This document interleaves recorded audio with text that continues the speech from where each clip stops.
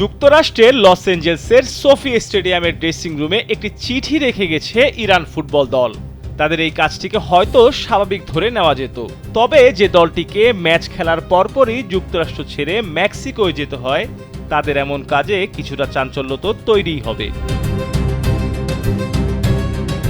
নিজেদের ইতিহাস, ভেন্যু, কর্তৃপক্ষ ও সমর্থকদের কৃতজ্ঞতার বার্তা বহন করছে ইরানের সেই চিঠি। মার্কিনীদের বেঁধে দেওয়া নিয়ম অনুসারে খেলার পরপরই যুক্তরাষ্ট্র ছাড়তে হয় ইরানি ফুটবল দলকে। এর আগে তারা সোফি স্টেডিয়ামের লকার রুমে একটি হাতে লেখা চিঠি রেখে যায়। পরে সেই চিঠির একটি ছবি প্রকাশ করে ইরান ফুটবল ফেডারেশন।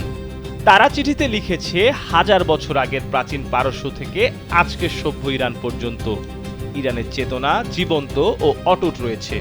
ধন্যবাদ লস অ্যাঞ্জেলস, আপনাদের আতিথেয়তার জন্য।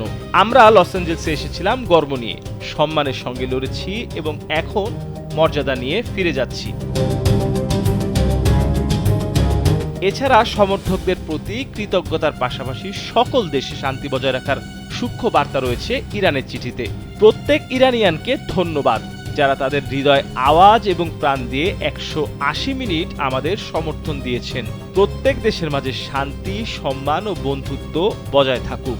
ওই চিঠিতে লাল কালিতে 768 এবং মিনাবো উল্লেখ করে ইরান। উল্লেখ্য, মিনাব স্কুলে যুক্তরাষ্ট্রের অপারেশনে 170 শিক্ষার্থী চলে যায় না ফেরার দেশে। ইরান অনেক কষ্ট বুকে চেপে বিশ্বকাপে অংশ নিচ্ছে, তবে তাদের 3টি ম্যাচই যুক্তরাষ্ট্রে নির্ধারিত হলেও বেস ক্যাম্প করছে মেক্সিকোর তিজুয়ানায়।